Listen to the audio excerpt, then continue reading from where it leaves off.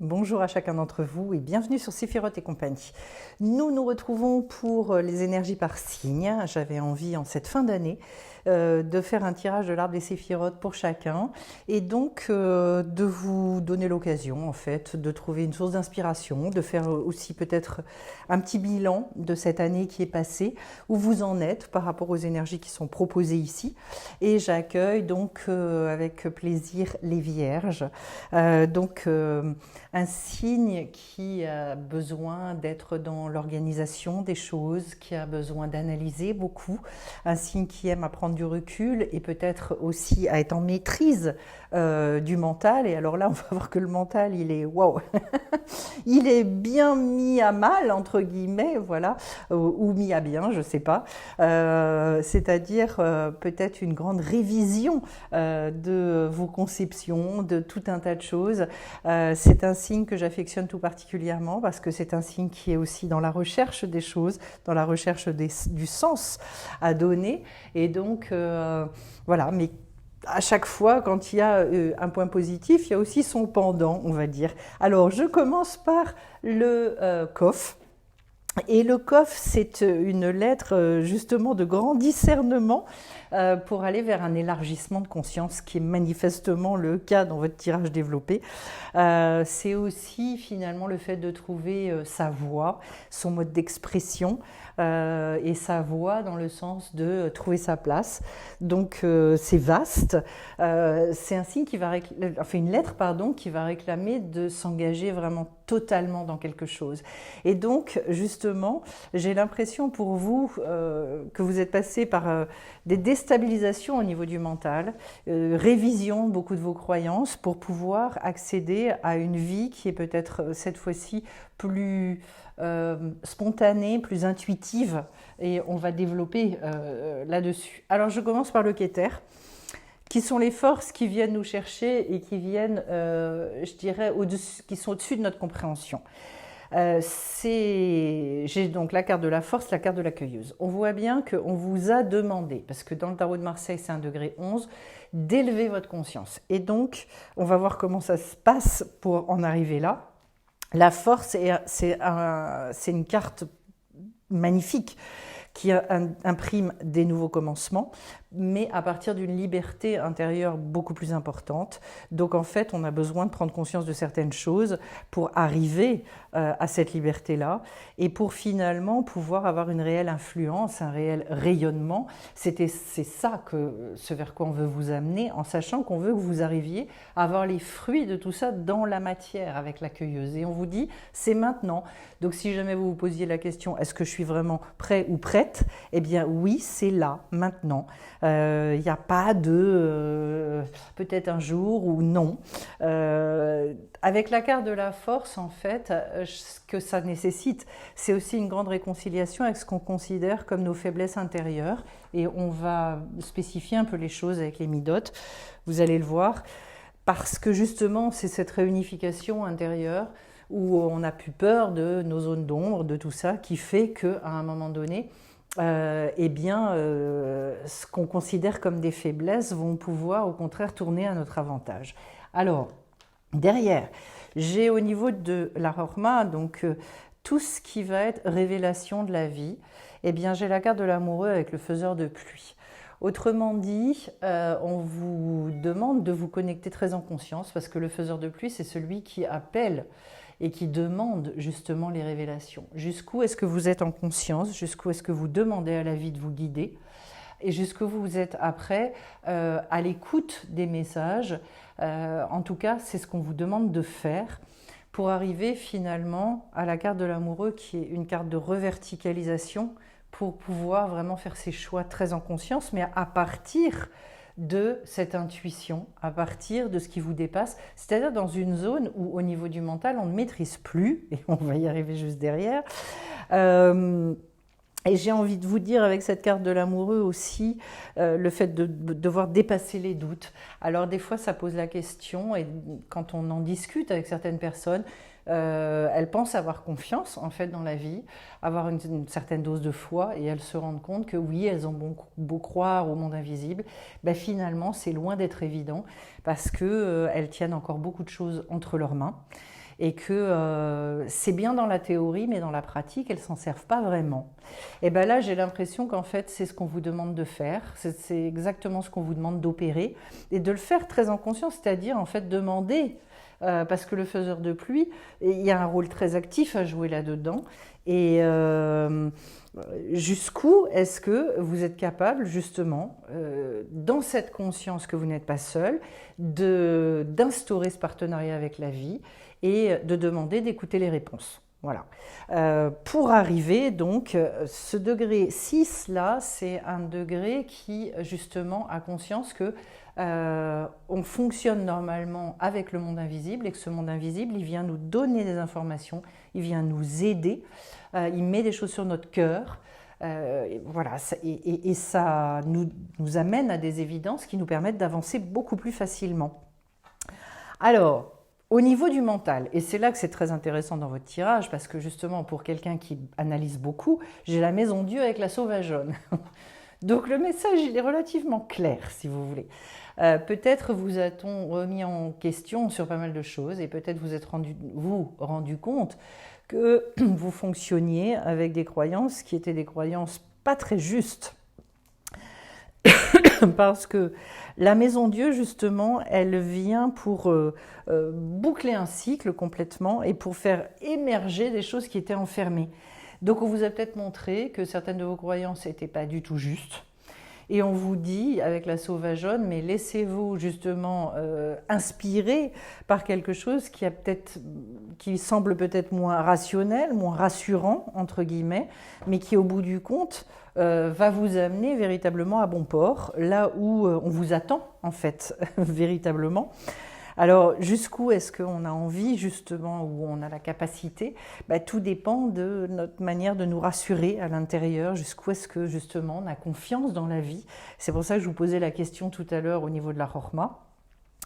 En sachant que la sauvageonne, c'est vraiment en lien avec votre authenticité, et c'est là que se trouve votre liberté.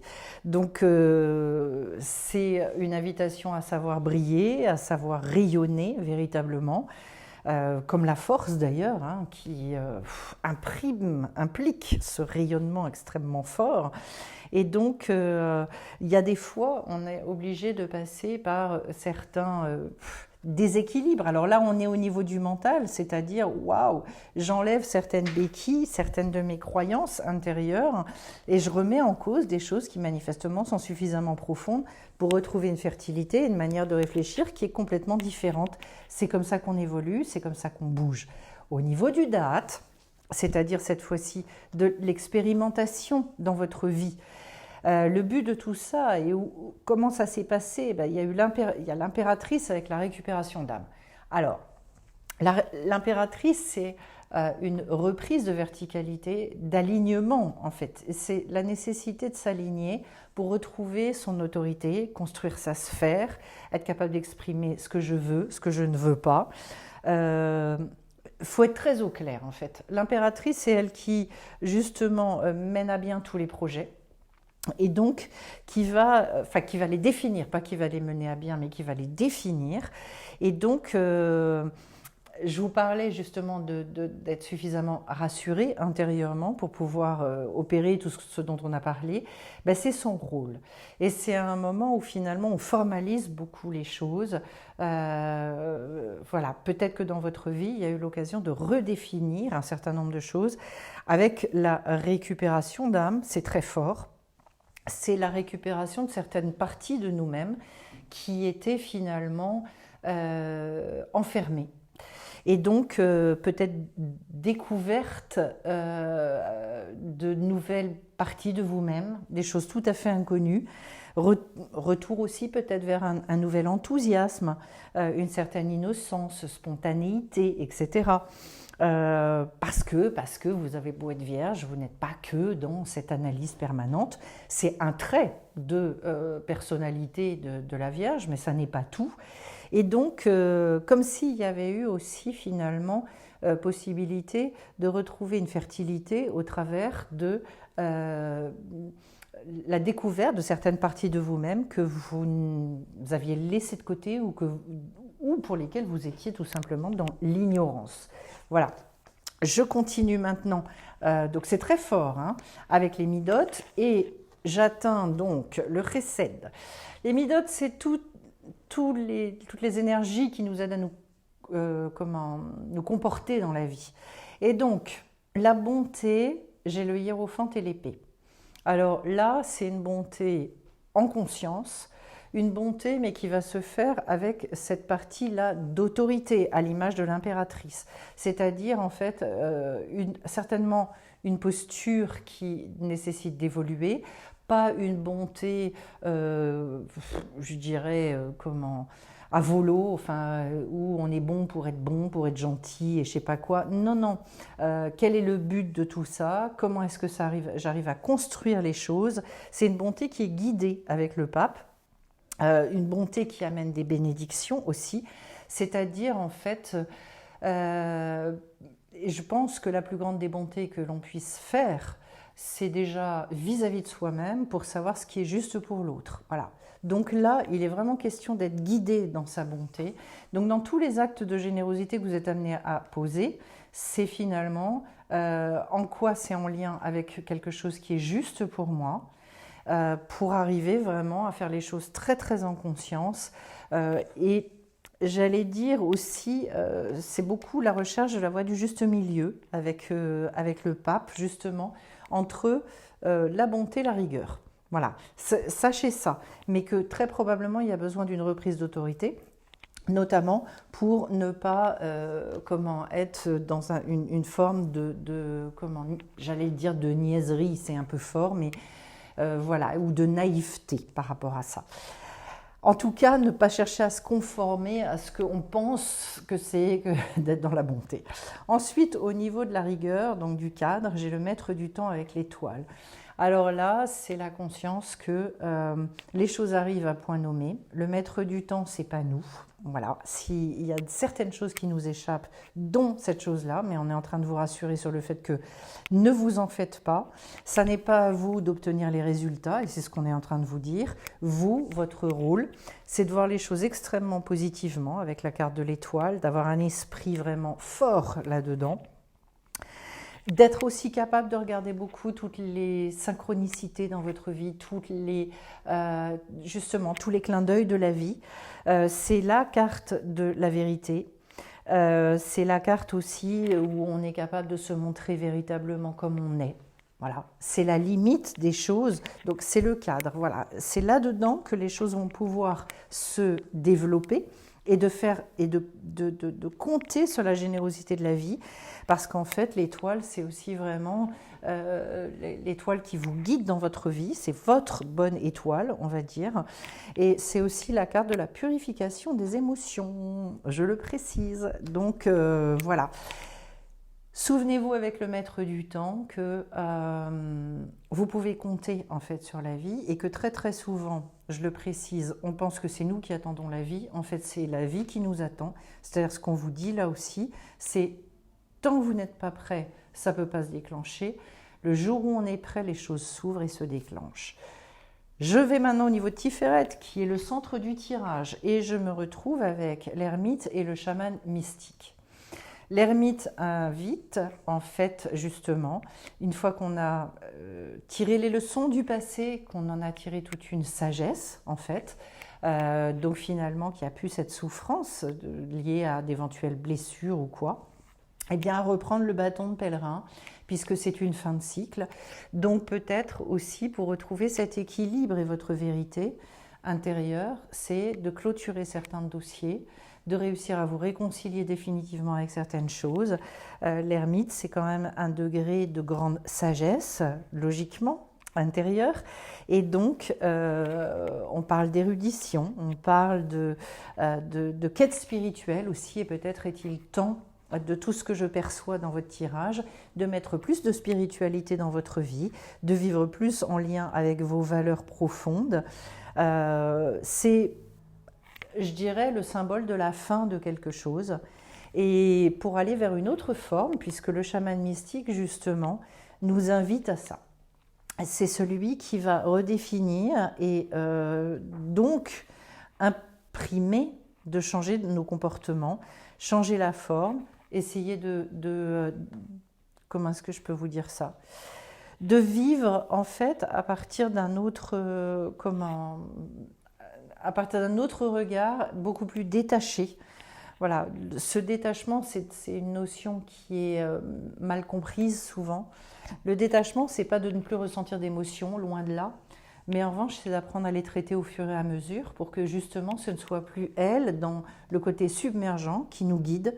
Donc le chaman mystique, il a toute cette sagesse. Il est à la fois réconcilié, il sait traiter ses émotions et en même temps, il va tirer en fait de chaque émotion qui vient une sagesse qui va lui permettre d'avancer. Voilà, c'est ça que je vais retenir et c'est très beau. Alors derrière, j'ai au niveau du Netzach, donc de la détermination et du courage, j'ai le chariot avec le monde inférieur.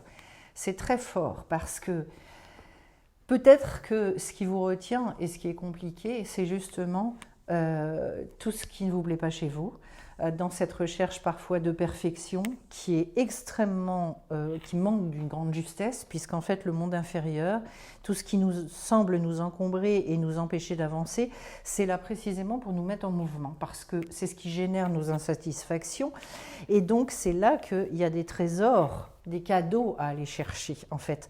Donc finalement, ne pas fuir ce monde-là, parce que c'est lui qui est source de grandes révélations. Et c'est là qu'il faut être faiseur de pluie et demander ce qu'on doit comprendre quand il y a des choses désagréables qui remontent. Parce qu'en fait, avec la carte du chariot, il est question justement de se réconcilier entre notre zone d'ombre et notre zone de lumière. Donc finalement, tout va bien. Et jusqu'au bout de mon incarnation, j'aurai ces deux zones-là et ça ne doit pas m'empêcher d'avancer. Si j'attends, contrairement à ce que certaines personnes disent, qu'on peut vivre que dans la lumière et être complètement dans la lumière, c'est faux, archi faux. Ça n'est pas le but recherché, parce que le jour où de toute façon on est complètement dans la lumière, d'abord ça n'existe pas sur Terre, c'est-à-dire que dans ces cas-là on n'a plus rien à faire ici-bas. L'incarnation se finit. Donc voilà, ce qu'on est en train de vous dire, c'est que cette détermination, cette niaque pour avancer et pour aller vers la victoire, c'est d'arrêter de voir vos zones d'ombre comme des empêchements à vivre. Ensuite, en face, j'ai le Hod, c'est-à-dire en fait tout ce qui est reconnaissance, votre manière de voir la vie. Et là, c'est encore une fois très intéressant. Parce que justement, j'ai l'aigle qui vous dit, mais prenez du recul, détachez-vous. L'aigle, il voit les choses de très haut, de très loin. Et en fait, il va, à partir du moment où il voit ce qui l'intéresse, il va d'un seul coup partir en piqué sur ce qui l'intéresse, donc en l'occurrence sa proie, pour se nourrir. C'est-à-dire une invitation aussi à trier dans votre vie, mais qu'est-ce qui est vraiment intéressant ? Prenez du recul par rapport à ça pour aller nourrir cette route fortune.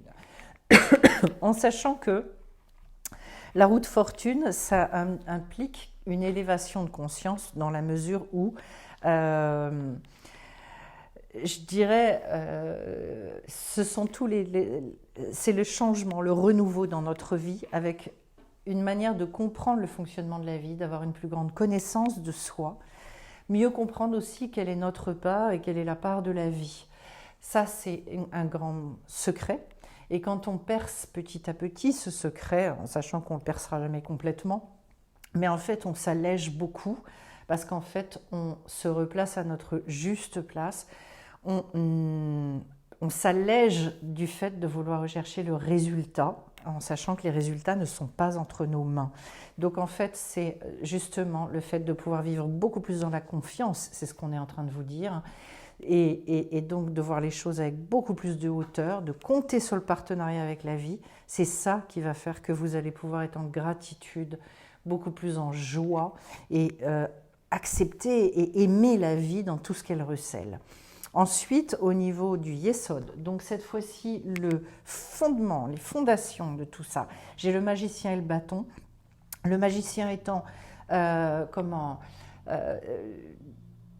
celui qui redémarre tout. Donc en fait, ce qu'on vous dit là, c'est besoin de dire un grand oui à la vie. de vous savoir en apprentissage dans cette vie, puisqu'en fait, ce sont des énergies toutes nouvelles qui arrivent. Donc, je dois me faire élève, je dois arrêter de me dire je vais être en contrôle de tout, que je sais les choses. Non, je ne les sais pas. Et c'est précisément pour ça que je suis ici, c'est pour apprendre, voilà. Il y a besoin de spécifier, de redéfinir des choses, on le voit bien. C'est très en lien avec votre désir de vivre. Et donc, quand on se sait élève, quand on a cette humilité et qu'on sait qu'on est là pour apprendre, eh bien finalement, on peut retrouver aussi une forme d'autorité. Je pars de là où j'en suis, avec là où j'en suis, et c'est ce que vous dit l'ermite. Oui, je vais redéfinir des choses, je vais redéfinir ce que je veux vivre maintenant, comment je veux le vivre, donc différemment. Et c'est là qu'en fait on arrête d'avoir la sensation de subir sa vie. C'est-à-dire, ok, oui je suis élève, oui je ne sais pas tout, c'est pas pour ça que je dois subir les choses, pas du tout. C'est-à-dire, ok, je prends mes décisions en conscience, à partir d'un endroit comme on l'a vu avec la sauvageonne, qui n'est plus le même et qui est beaucoup moins dans la maîtrise mentale, mais ça ne m'empêche pas de prendre mes décisions de toute façon. Et j'y vais, et j'avance. Alors, je finis avec la malchoute, donc la royauté, j'ai le soleil et l'offrande. Autrement dit, le soleil, c'est vraiment une manière de vivre dans je dirais, de montrer à l'extérieur ce qu'on est à l'intérieur. J'abandonne mes illusions, je pars de ma plus pure vérité et je dis souvent ce qui déclenche énormément de choses dans notre vie, c'est d'accepter qu'on en est là où on en est, point. Et de ne pas se faire de tarboula dans la tête, des inventions, de vivre dans l'illusion, non. Donc du coup, je m'accepte véritablement là où j'en suis, c'est pas un souci. Encore une fois, je suis là pour apprendre, donc j'abandonne mes illusions et c'est vraiment ce que dit le soleil, mais en revanche, je vais briller là où j'en suis. Donc finalement, c'est vraiment une carte de grande acceptation de la réalité. Sinon, on cache les choses. Et puis l'offrande, eh bien en fait, c'est tout ce que vous allez offrir à la vie. Et ce qu'on a à offrir, la plus grande chose qu'on a à offrir, c'est nous-mêmes. C'est notre potentiel, c'est notre lumière, c'est tout ça. C'est-à-dire, en fait, c'est aussi l'ouverture du cœur. Mais c'est d'ouvrir son cœur, et la carte du soleil nous le montre bien. Il y a besoin d'aller vers ça, c'est-à-dire peut-être beaucoup plus de choisir cette fois-ci, au lieu du mental, la voie du cœur. Et puis oui, je vais me planter. De toute façon, j'ai constaté qu'avec mon mental aussi, je me plantais. Qu'est-ce que je risque finalement? Je risque peut-être simplement de découvrir ce que c'est que la vie et de découvrir des choses tout à fait inconnues en moi qui vont me permettre justement de traverser cette lettre Kof.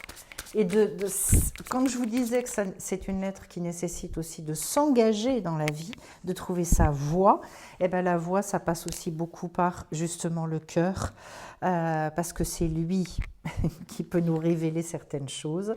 Et je vous tire la carte du besoin. Alors, je vais regarder ce que dit Dylan Collin dans son petit livret à ce niveau-là. En fait,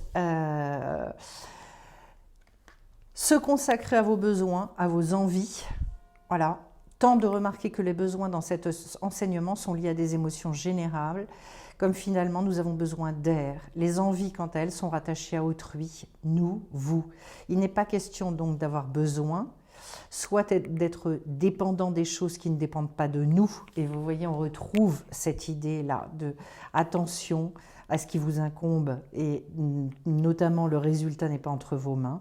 Donc redevenir naturel, accepter l'erreur, la maladresse, ben voilà, on est en plein là-dedans, je pense, et accepter d'expérimenter, de se faire élève de la vie pour vraiment retrouver une espèce d'énergie, de plaisir, etc. Je précise que le dimanche 26 novembre, je fais un Zoom sur le thème des dépressions, burn-out, haut et bas dans la vie. Si ça vous intéresse et si vous voulez vous rebooster, eh bien venez nous rejoindre, vous m'envoyez un mail et je vous enverrai un lien. C'est à 9h30 le 26 novembre. Sinon, pour ceux que ça intéresse et qui le sentent, si c'est le moment pour vous, et si vous voulez vraiment un vrai changement de vie, avec un retournement des perspectives, des outils véritablement pour avancé et un booster d'évolution incroyable. Il y a la formation sur les lettres hébraïques qui commence bientôt et qui dure et qui court sur 3 mois. Donc c'est un vrai soutien. C'est un cadeau à vous faire véritablement. Toutes les personnes qui ont fait cette formation ont témoigné d'un avant et un après. Voilà, pour vraiment clarifier énormément de choses et décoller, j'allais dire. Voilà. D'autre part, et avant de vous quitter les Vierges, je vais vous souhaiter une fin d'année qui soit à la hauteur de ce tirage et qui finalement vous permette de retrouver aussi une part de liberté beaucoup plus importante, d'équilibrer entre le mental et le cœur pour que justement vous puissiez accéder à quelque chose de beaucoup plus fluide, beaucoup plus simple dans votre vie, et je dirais basiquement à la vie avec un grand V. Voilà, plein de belles choses à vous, merci pour vos commentaires, pour vos likes, et on se retrouve bien vite sur la chaîne, bye bye.